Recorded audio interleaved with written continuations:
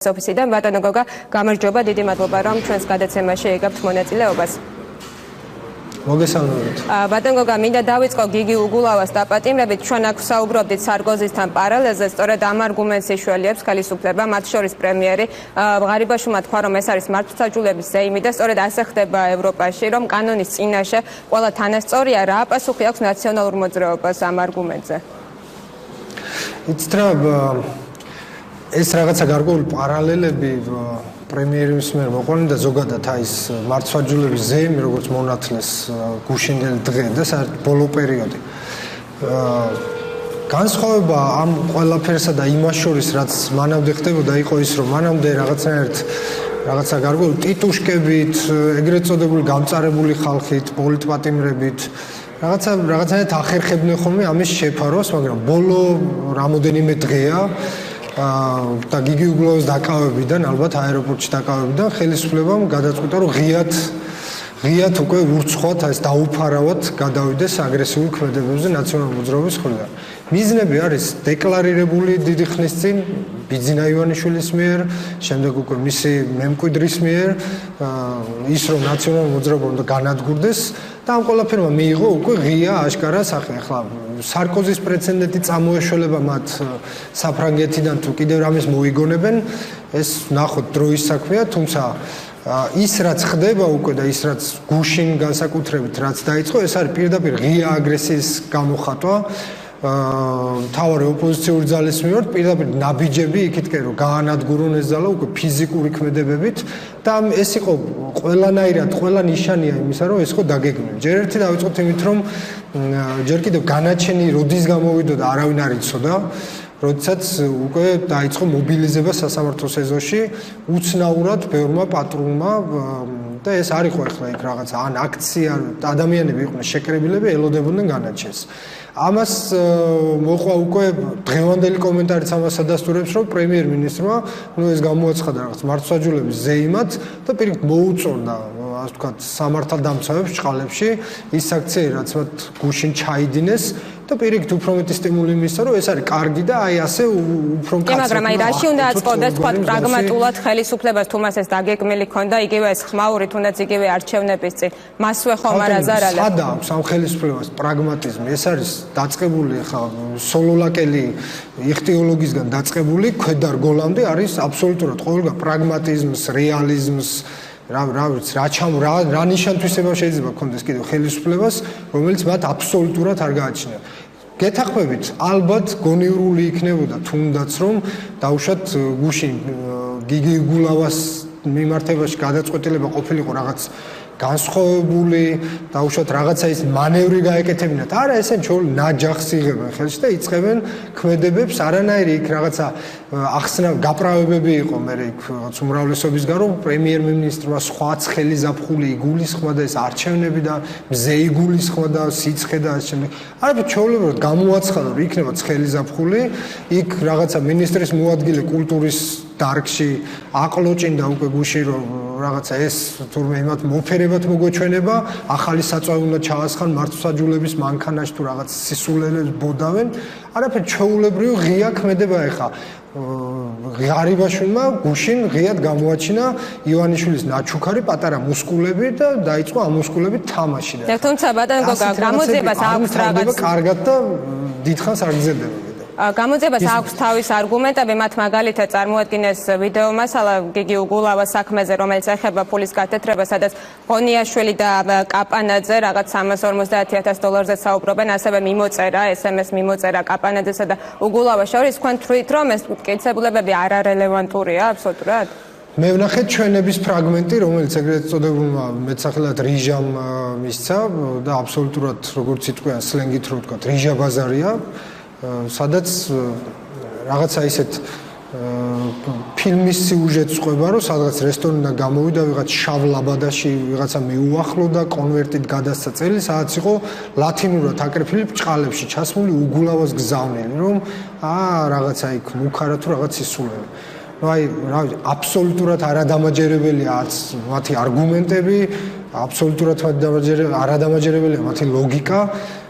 არ ვიცი რა უნდა გითხრათ ახლა ამაზე. ეს ჩანაწერები მე არ მინახავს და არ ვიცი ნახავ და ჩემს მოგახსენეთ თუ ამ საშუალება. კი ბატონო, რაც შეეხება გუშინდელ დაკავებებს უკვე სასამართლოს განჩინების შემდეგ, მათ შორის დეპუტატი ლევან ბეჟაშვილიც იყო გარკვეული პერიოდით დაკავებული და დღეს თქვენმა კოლეგებმა უმრავლესობიდან თქვეს, რომ ისინი მოითხოვენ შინაგან საქმეთა სამინისტროდან განმარტებას თუ რატომ მოხდა ეს და რომ ეს პარლამენტის ღირსების საკითხია, ასე ვთქვათ. თქვენ გააქვთ იმედი, რომ თქვათ შესაძლოა შინაგან საქმეთა სამინისტრო მიმართოს გარკვეულ ღონისძიებებს ამ პოლიციელების წინააღმდეგ, იმიტომ რომ თითქმის ყველა მაგნიშნა, რომ მათ არ ქონდათ უფლება დაეკავებინათ დეპუტატი ადმინისტრაციული სამართალდარღვევისთვის. რომ გითხრათ, რომ რაიმე იმედი კი არა, იმედის ნატამალი მაქვს, მოგატყუებთ, ძალიან უცხოთ მოგატყუებთ, არანაირი იმედი არ მაქვს, საერთოდ გუშინ რაც ხდებოდა იქ, მე იქ ვიყავი და ძალიან ბევრჯერ ვნახე ის ჩანაწერებიც, რომელიც მე გადავიღე, ის განწყობა კარგად მახსოვს, რაც ხდებოდა იქ. ეს ხო პირდაპირ მიზანმიმართული პროვოკაცია იქითკენ, რომ აი გუშინ თითქოს გადაწყვეტილი ჰქონდათ, რომ ახლა ვასწავლოთ ამათ ჭკუა, იქ აღარ იყო გარჩევა, აღარც დეპუტატის, აღარც ქალის, აღარც ასაკის, არაფრის აბსოლუტურად სამაგალითოდ. თქვა რომ შესაძლოა ბეჟაშვილი ვერ იცნეს პოლიციელებმა, რადგან ის არ არის თქვა ჯორჯ კლუნი, რომ ყველა მიცნობს. ქალბატონ თინა ხიდაშელის რაღაცა სუბლიმაციურ მინიშნებებს თუ ვენდობით და ჯორჯ კლუნში ვერ გაარჩიეს თუ რაღაცა ბოდვას შეიძლება, მაგრამ ხა იქ ყვირილი იყო, პირადად მე უყვირი ვარ, მე ვეუბნები, არანაირი ის არ იყო ახლა. ჯერ ესეთი ვერ იცნეს რა, ჯორჯ კლუნი თუ არა ხარ, უნდა გცემონ და დაგიჭირონ პოლიციელებმა ან დეპუტატი თუ არა ხარ, ეს ხო აი ელემენტარული აღვირახსნობა იყო, მოსული იყვნენ ტიპები რაღაცა გაურკვეველ ფორმებში, სპორტულებში, ერთ-ერთი გვარს ვეღარ ვიხსენებ ახლა ცნობილი გმირი, ყველაზე მეტი აგრესიულობთ, რომელიც ნამდვილად იყო არაფრიზე მდგომარეობაში, არ ვიცი, აი ნასვამი იყო თუ სხვა რამის ზემოქმედების ქვეშ, რომელიც პირდაპირ იყვნენ მოწოდებული იქითკენ, რომ დაეკავებინათ ადამიანები, რაც შეიძლება ეს შეურაცხყოფილად რაღაცა იყო მოწოდებები ამ ყველაფრისკენ და არა ჩვეულებრივად დაგვანახეს, რომ აი ჩვენ დამთავრდა უკვე ეს რაღაცა არარსებული მორატორიუმი, რომელიც რატო გამოცხადდა, ვის შეეხო, რას შეეხო, საერთოდ რა იყო, რა მორატორიუმი, ვინ დააბოლეს ამით. რაღაცა შეწყდა, თითქოს ხელი მოწერილი გვაქვს და ეხლა უნდა გასწავლოთ ჭკუა და აი ამის დემონსტრირება იყო გუშინ პირდაპირ ნათლად დაგვანახეს, რომ აი ახლა გაჩვენებთ თქვენ როგორ უნდა მოქმედებოდა. ნუ ნახოთ ახლა ვის აჩვენებენ, რას აჩვენებენ, სადამდე გაგრძელდება ეს ყველაფერი, ნახოთ დრო გვაჩვენებს ამას და შევხედავთ. ზოგადად ფიქრობ, რომ ცხოვრობთ აბსოლუტურ რაღაც მარაზმში, სადაც არ ვიცი, ახლა გუშინ ალბათ სიამოვნებით კრუტუნებდა სოლოლაკში და რაღაც ზვიგენს თევზებს უგდებდა ის ჩვენ დიდი იხტიოლოგი, აქეთ მანანა კობახიძე იეს ყვიროდა პირდაპირ ეთერში და გახარებულიც კრუტუნებდა, აქეთ თინა ხიდაშელი ჯორჯ კლუნებს ახსენებს, პარლამენტის თავმჯდომარე მინდა ხაზგასმით აღნიშნო, საქართველოს პარლამენტის დეპუტატი საჯაროდ რამის პირდაპირ ეთერში ცემეს და დააკავეს. ჩატენეს მანქანაში და დააკავეს. ნუ გასაგებია რომ მეუღლია და ეხა ოჯახური პოზიცია თუ გაგვაცნო ქალბატონმა თინა ხიდაშვილმა ისიც დიდი სისულელე გააკეთა, რამე უფრო გონივრს იტყოდა მის ადგილზე ადამიანი, მაგრამ ამდენი ხანი გავიდა, პარლამენტის თავმჯდომარე ხართ, ბატონო დავით. უსფაშოც მიმართავ.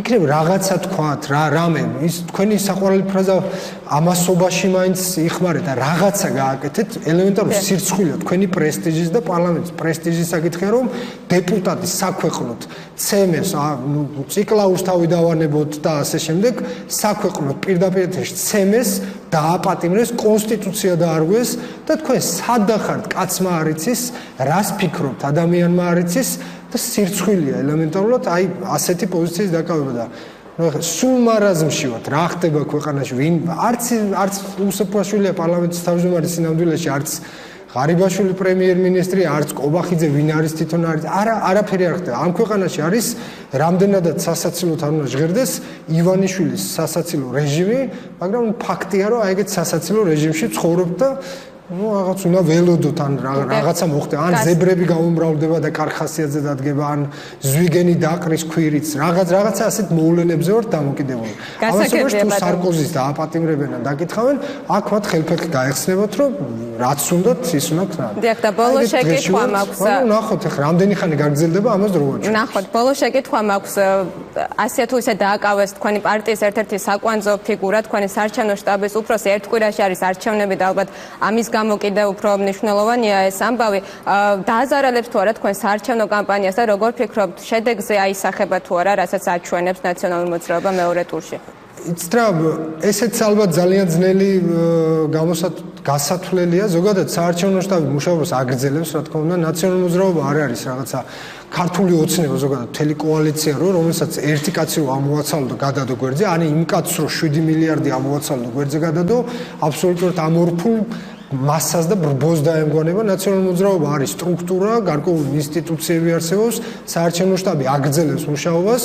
ჩვენი კანდიდატი ნიკამელია გაათმაგებული ენერგიით განაგრძობს საარჩევნო კამპანიას, განსხვავებით მათი, არ ვიცი, რაღაცა გაურკვეველი კომპლექსების გროვა ნარმანიასაგან, რომელიც სახში ჩაჯდა და გაერთო აღარ გამოდის და რაღაცა მესიჯებს აგზავნის და წერილებს აგზავნის, როგორ უნდა დებატები და რა პირობებში დაჯდება დებატებზე. გაიმართება ეს დებატები ამ ყველაფერი დამოკიდებულია ალბათ საზოგადოებას და ხალხზე.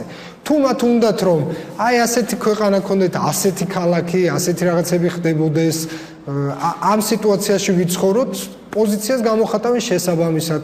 თუ უნდათ რომ ყავდეთ ნარმანია, რომელიც კაცმა არც ის ვინ არის, რა არის და რატო უნდა იყოს, რა მიზეზით, ერთი მიზეზი მაინც თუ არსებობს, რატო უნდა იყოს ამ ქალაქის მერი და ქალაქის მერი. ეს მართველი გუნდის კანდიდატია, რომელსაც მოსახლეობის უმრავლესობა მისცა ხმა. გასაგებია, ნუ ეხა მოსახლეობის უმრავლესობამ ხმა მისცა არა ნარმანიას, არამედ გასაგებია რასაც ჯერ კიდევ რაღაცა ილუზორულ წარმოდგენას იმაზე, რომ ერთჩვენიერ დღეს ივანიშვილი, რომელსაც ძალიან დიდი თანხა აქვს და საქართველოს ბიუჯეტზე მეტი ფული აქვს, რაღაცას დახარჯავს და რაღაცას მიიტანს ხალხამდე. ტყუილია ეს და არ იქნება ეს და ან ასე ოცნებებში და სიზმრებში გავაგრძელებთ ცხოვრებას, ან მიხვდებიან ადამიანები რა არის რეალური არჩევანი და რა უნდა გაკეთდეს იმისთვის მაინც, რომ რაღაცა დააკომპენსირონ ეს რაღაცა ზღვარგადასული ოცნებები, რომელიც უკვე ფაქტია და რომელიც უკვე ყველასთვის საგრძნობია. მადლობთ. დიდი მადლობა ბატონო გოგა, რომ ჩვენს გადაცემაში მიიღეთ მონაწილეობა. თქვენ გემშვიდობებით.